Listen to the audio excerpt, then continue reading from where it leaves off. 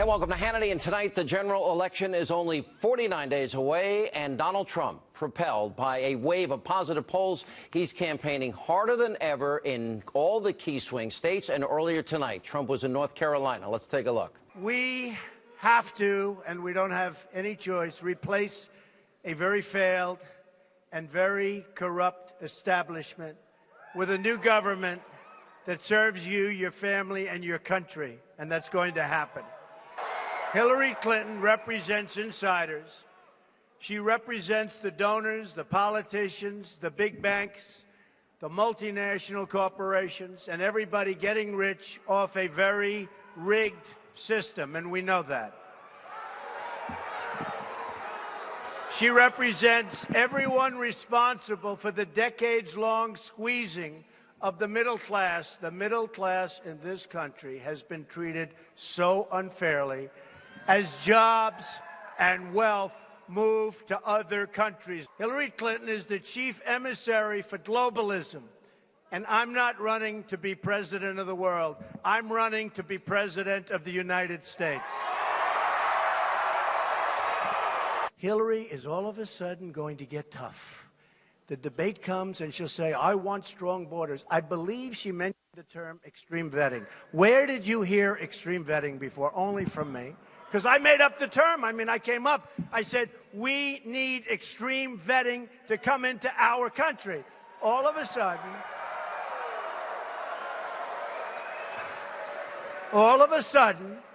she's got extreme vetting, and she's got all of these terms. Folks, it's not going to happen. And the reason it's not going to happen is because they're special interest donors. They like it when our businesses move out because they own businesses. They move to Mexico. Lots of advantages for them to do that. No advantage for our country. No advantage for our jobs. And here with reaction, the editor-in-chief of LifeZette, Fox News contributor, nationally syndicated radio host Laura Ingraham, and Fox News contributor, also a nationally syndicated radio host, Herman Cain. Look at this. If you go back 18 days ago, Reuters and others were predicting a landslide for Hillary, Laura. Now, 18 days later, they show this massive surge in electoral votes for Donald Trump. It's literally 243 to 242 in the Electoral College by their estimates and the polls that back it up. What has happened and where does this go? I think pragmatism and common sense is winning the day, and I think Hillary's health stumbles certainly didn't help her at all. The more revelations we get about her dishonesty on the private server, the graft that was taking place with the Clinton Foundation, all leads voters to conclude we've had enough, more of the same. We're sick of politics as usual. Let's change this up. Let's switch things up with a businessman who has maybe a less ideological but more pragmatic way of handling difficult problems. And I think in the end, a lot of these voters might be swinging in that direction just because of the common sense that is involved in thinking things about refugees, Sean. When we know 5 million refugees displaced from the Middle East, a lot of them because of, frankly, failed policies of this administration. And we're supposed to now take in 100,000 plus people and think it's all going to work out well. I think people are very hesitant to do that. And Trump speaking to concerns such as that. And I think that's beginning to resonate. You know, one of the biggest areas where we've seen a jump, Herman Cain, is among black and Hispanic voters. He's now up 7 from where Mitt Romney was with Hispanic voters. One poll actually had him at 19 percentage points for black Americans voting for Trump. I'm going to be with him at a town hall, predominantly black Americans. He's been to black churches. He's reaching out. Polls show that Hillary's black voters are switching to Trump. That was an article in the New York Post. Obama came out harsh yesterday, says he's personally insulted by black Americans who support Trump. Trump doing better than Romney with Hispanics. What has changed here? Is it the fact that the last 8 years have not been good to the minority community? Absolutely. In addition to what Laura said, there's one other thing that's happening. Some people are afraid to go from Hillary to Trump, so they are undecided. But the American people are not stupid. Black people are not stupid. That's why you see a surge in those numbers, and that is a good thing.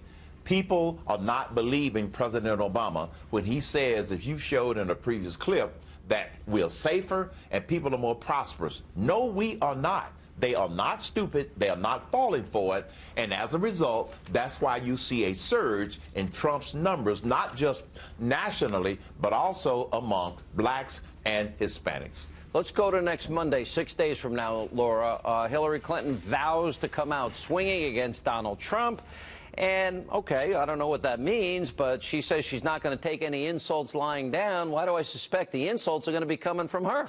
Don't you half expect, Sean, that the Democrats are following around David Duke with a GoPro camera, hoping that he says something that's pro-Trump, because they can then put it in one of their, ad campaigns and say, oh, the KKK likes Trump. I mean, the whole thing is so obvious. For anyone who cares to spend 5 minutes thinking about this, when you don't have a record to run on, when you have no record of accomplishment, when your record is checkered with dishonesty and misrepresentations and ethical problems, then what do you have? What do you have to do? You say, well, I sat down in the Situation Room and I flew around the world and the whole world's in flames, at least in the Middle East. What does she have to say? She has to say Donald Trump is this, that, and the other thing. Donald Trump's basket a of racist. All those things. That's racist, all she sexist, has. misogynistic, homophobic, xenophobic, so Islamophobic. Sean, back to the debate. I was just going to say, Trump has to remember the great moments for Reagan in these debates when they tried to do similar things to Reagan.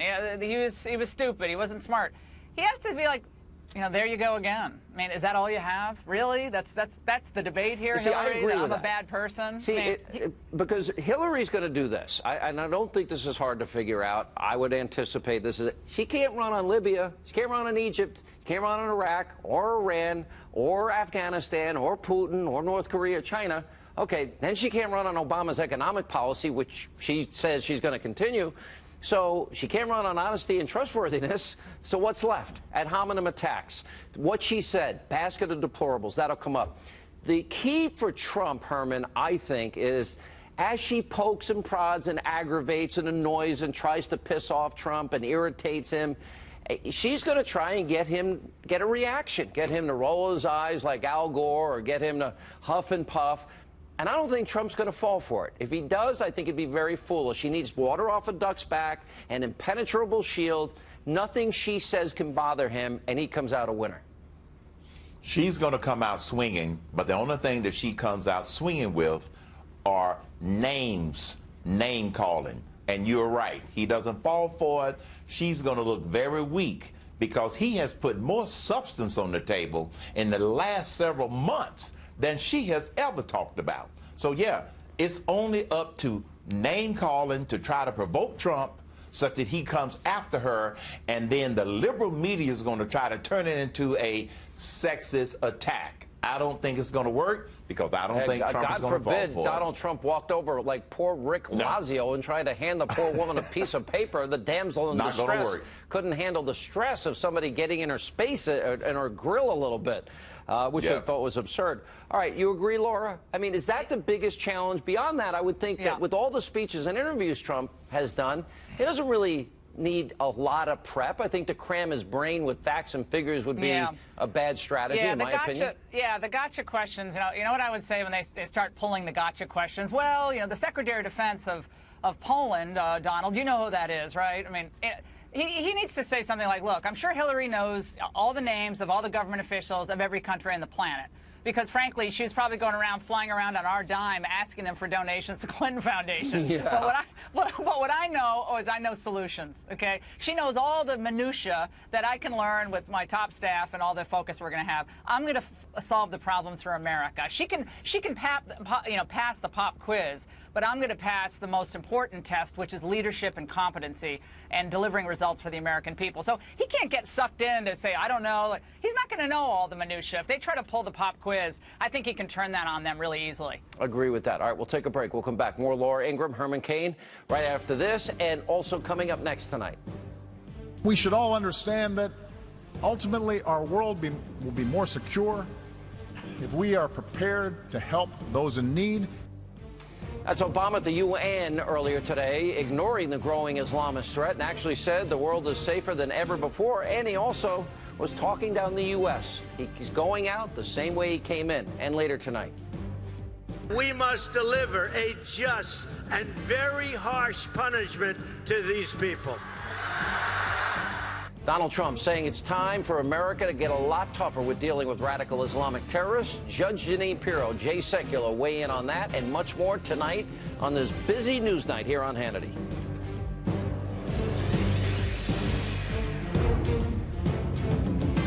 Wednesday, Hannity's on the road with Donald Trump. As the race tightens, he makes it. All right, welcome back to Hannity. And during his speech to the UN General Assembly earlier today, President Obama gave himself a big pat on the back and said the world is safer than ever before. Really? Well, that's not all. He also said that countries would be even more secure if they accommodated more refugees. Watch this. We've taken away terrorist safe havens, strengthened the non-proliferation regime, resolved the Iranian nuclear issue through diplomacy. A quarter century after the end of the Cold War, the world is by many measures less violent and more prosperous than ever before. We have to open our hearts and do more to help refugees who are desperate for a home. We should all understand that ultimately our world will be more secure if we are prepared to help those in need and the nations who are carrying the largest burden with respect to accommodating these refugees. All right, we continue with the editor-in-chief of LifeZette, Fox News contributor Laura Ingraham, as well as former presidential candidate, Fox News contributor Herman Cain. You know, Laura, what's interesting about this is front and center now, because big choices on this issue. Do we want a president that will say the words radical Islam? Trump will say it, Hillary won't. Do we want a president that will vet refugees from countries that have values that directly conflict with our constitutional values?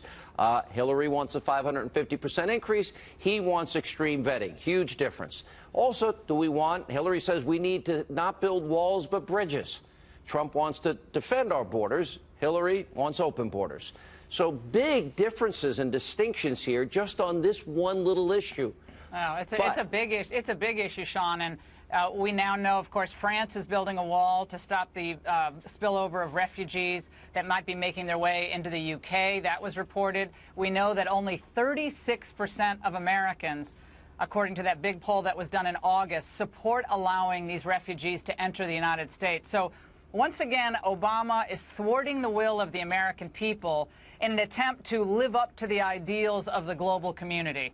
And I think the speech at the UN today was really bizarre. I mean, it's completely out of touch with what's happening in Western Europe with the rise of the populist movements, and completely out of touch with the sentiment of the American people. I think that crosses party lines on endangering American lives by allowing people who are vetted by the UN. When even our CIA director, Sean, a few months ago, John Brennan, said the refugee population will be used by ISIS to bring Laura, terrorists into Western Europe and, of course, then into the United States. He said that before Congress. By the way, not just him. Our FBI director, our assistant FBI director, our House Homeland Security Committee chair, Mike McCall, our former special envoy to defeat ISIS. But Obama doesn't care. He does not care. And Herman, they're willing to gamble with the lives of the American people and ignore our top intelligence officials.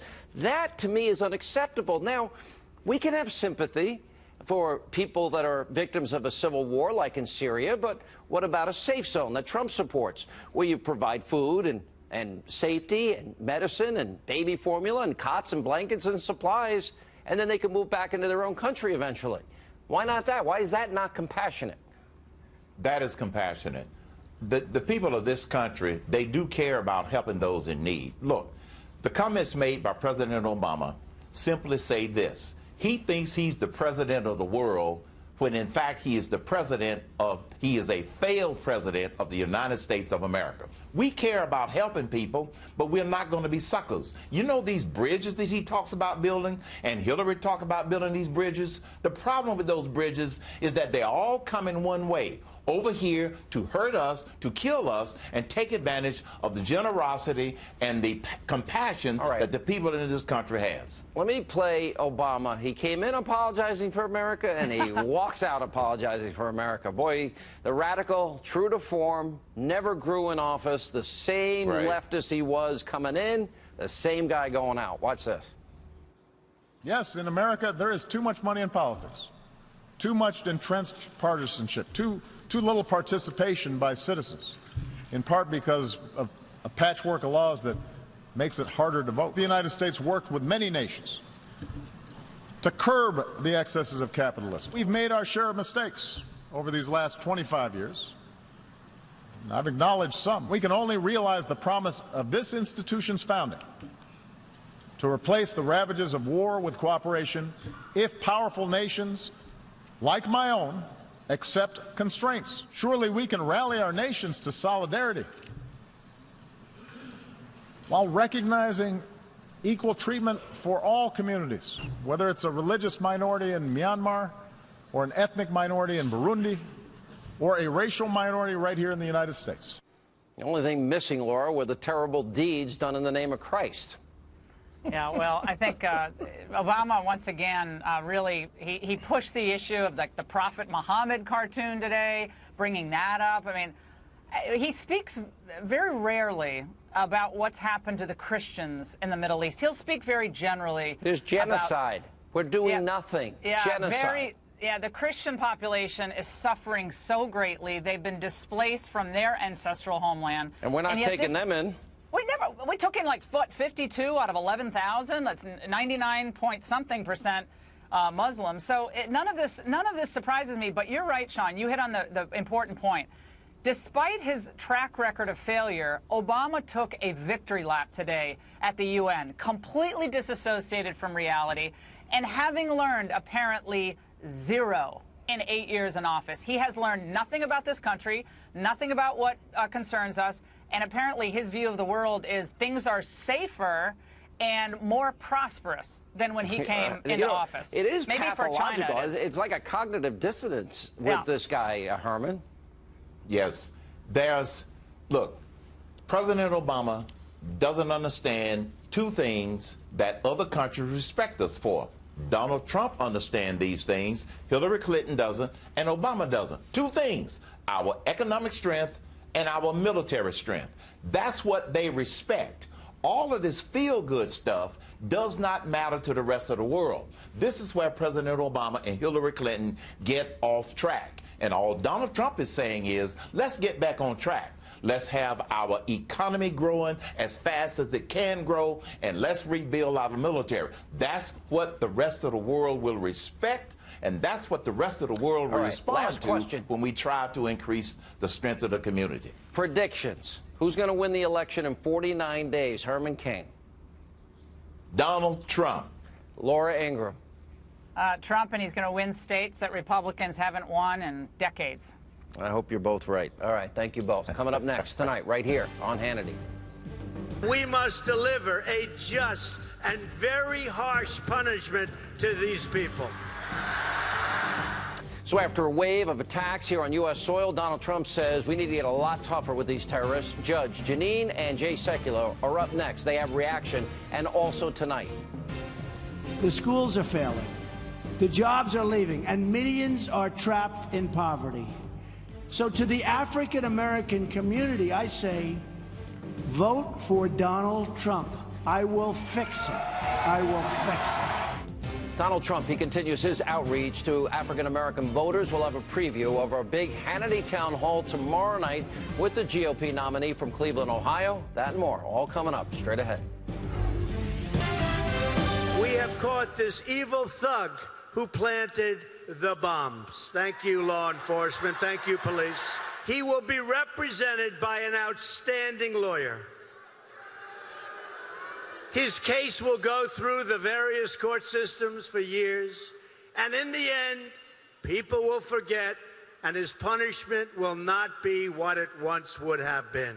We must have speedy but fair trials, and we must deliver a just and very harsh punishment to these people.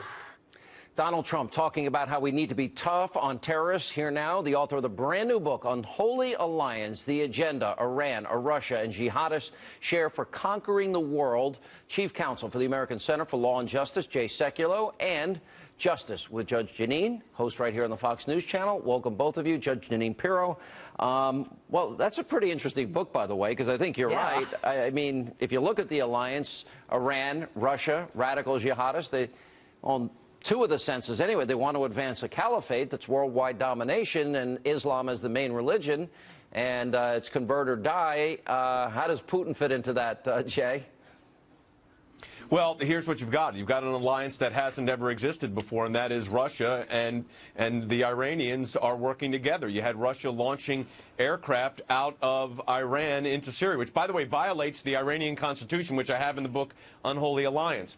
There's an interesting aspect of this, Sean, and that is, and I think Donald Trump actually got this very much correct, the Russians historically, and you go all the way back to Benjamin Disraeli, Prime Minister of Great Britain in the 1870s, said, the Russians understand power, that you don't arbitrate. They understand power. And he said, look, diplomacy can be power, but there has to be power behind it. And we're not projecting power. Thus, the Russians, the Iranians, look at our weakness, and they project their strength, and they're working together, and that's where this unholy alliance, including Syria, involved in that as well. There's a lot of different parts moving right now, but I think we're probably on the jihadist issue, the worst in our lifetime. I think this is worse than 9/11 as far as the level of this. And Jeanine, Judge Jeanine, this has happened with Reagan. I mean, he compared himself to Carter. Carter had shown weakness. The Iranian hostage crisis, obviously the most prominent. And the world had the feeling that if Ronald Reagan won, that the world was going to change dramatically and America wouldn't be weak and timid anymore. And the world was safer as he built up our military. And the concept of peace through strength was proven to be effective. Absolutely, and I think that's what Americans are feeling right now, and I think that's why you're seeing the polls changing dramatically, and how Donald Trump is staying strong and how he's starting to possibly turn previously blue states red.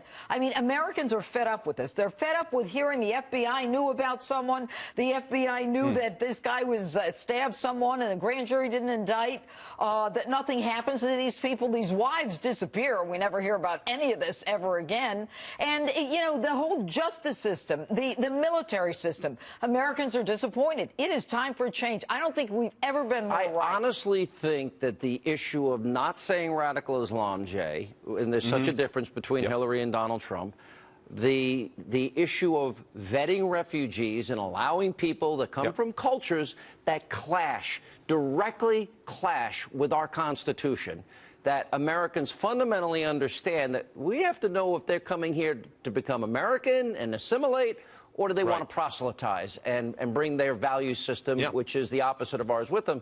And I also think the issue of the wall. I think it's now clear to Americans that there is a clear and present danger with radical Islamists.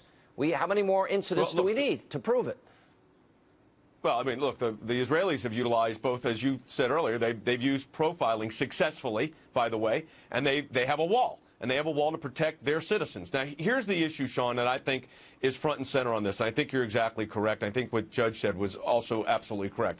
And that is, if you talk to even young people, people that are just starting their families, young kids, their number one issue, the issue that they are thinking about is, can I walk down the streets of my town without worrying about a jihadist attack? Can I go through an airport not worried of looking over my shoulder that I've got to be prepared? Where are the exit ways? When I go into a movie theater, these are the things people are worried about right now. And just think about this. Right. Look what the last 8 years of Barack Obama's leadership has done to the Middle East and to our country. And then all the euphemisms. What 8 more years would be. You know, watching the governor of New York, you know, the mayor of New York, Comrade Bozo de Blasio, this was an intentional act. I mean, I've never heard that before. I've been in criminal justice for 30 years. What's an intentional act? No kidding. You think somebody who put together a pipe bomb and blew up, and that's But they're threading this needle, and they're writing this razor's edge, and it's twisted and contorted. Playbook.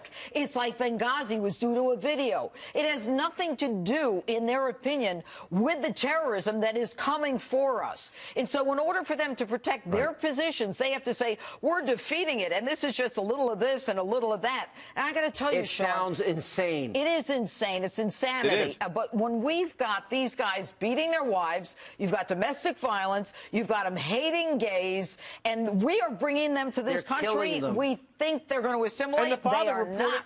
And what we've got to do is they've got to lose their citizenship. This is a clash of cultures. Exactly. And we either want to be a constitutional republic or we don't.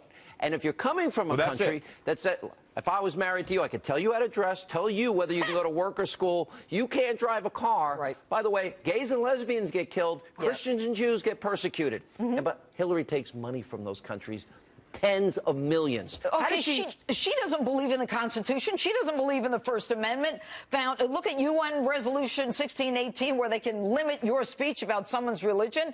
Obama, maybe his last speech at the UN, but he started by saying, you know, no one who criticizes the Islam should be allowed to be a leader of the future, whatever that line was. And what we've got are people who hate us, and we let them in. We're suckers. You know what? I can see a 9/11-like commission report after the next big attack, Jay. And you know what they're going to mention? They're going to mention New York, and they're going to mention New Jersey and San Bernardino and Chattanooga and Fort Hood and Orlando, and they're going to say they were at war with us. We weren't at war with them again. We're making the same mistakes we made in the lead up to 9/11-01.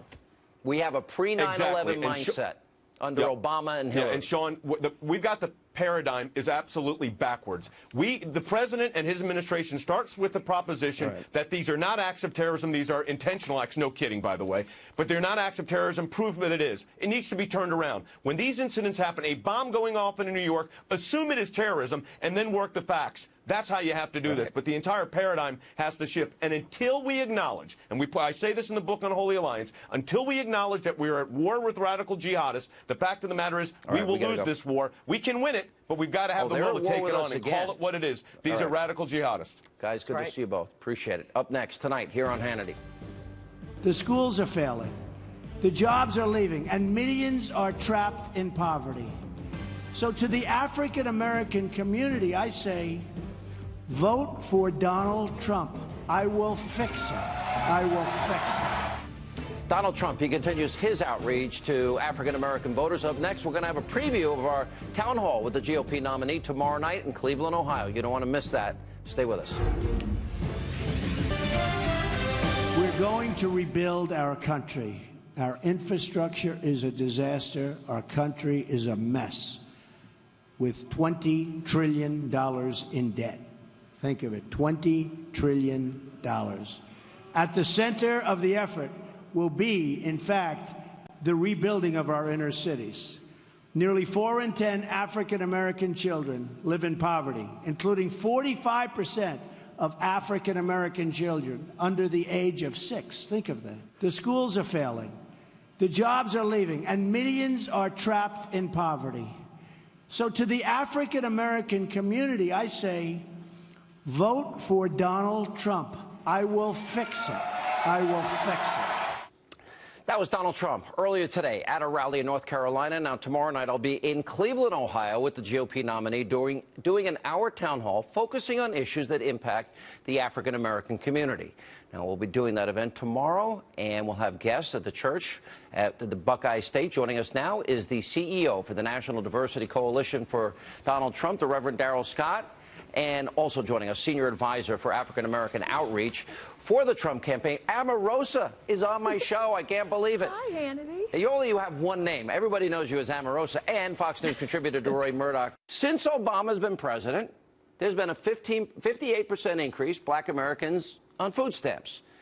We have 12 million more Americans on food stamps, 8 million more Americans in poverty, a 20% increase of Black Americans out of the labor force. These are real people, real suffering, our fellow countrymen. Democrats play the race card every year. Will it work this year, Pastor? I don't think it will. You know, Americans are not stupid, and Black Americans are not stupid. We hear Hillary, we hear Donald Trump, and what Donald Trump is saying makes more sense than what Hillary Clinton is saying. She's trying to sell us on some type of fantasy of some utopian society, while Trump assesses the world through a realistic viewpoint. And Trump is saying we have to deal with the world the way it is and not deal with things the way we wish they were. And so what happens is the Democrats, Hillary Clinton, they try to make it a personal choice rather than a political choice. And, you know, she'll say, well, women don't vote for Trump because he's a misogynist, and foreigners don't vote for him because he's a xenophobe, and blacks and minorities don't vote for him because he's a racist. But that's not working. The field is clearer now. We don't have 19 different voices to hear. There are 2 candidates left. We're able to hear what she says. We're able to hear what he says. We're able to process it. And once again, what he says makes a whole lot more sense than that crazy stuff she's talking about. Omarosa, you're going to be joining us tomorrow. Look forward to seeing you again. And what are your thoughts on all this? You know, I think it's important to note that the African-American community has been extremely loyal to the Democrats, but unfortunately, the Democrats have not been loyal to African-Americans. Among those statistics that you mentioned, we also saw home ownership among African-Americans drop significantly. When you look at a city like Chicago, where 60% of the young African-American men are either unemployed or not in school, we are failing the community, and Donald Trump wants to bring change to the inner city. And he's reaching in deep. He keeps giving speech after speech in black church after black church. He's saying, I want your vote. I'll fix the educational system. He's willing to earn it. He's not going to take the African-American community for granted, as the Democrats continue to do. And I like that he's asking for those votes, because Republicans, frankly, in the past have not done enough outreach. Absolutely. That's exactly right. Somebody asked me today, what is the secret? Why is Trump increasing his support among black voters? According to one poll, up to 19.6. And if that's true, that's just astonishing. I said it's very simple. That was the Pew poll. Yeah, very simple. Yeah. He's asking for black votes. That usually doesn't happen. Usually Democrats say, well, they're going to win, so we'll just blow them off. He takes it personally as a personal insult.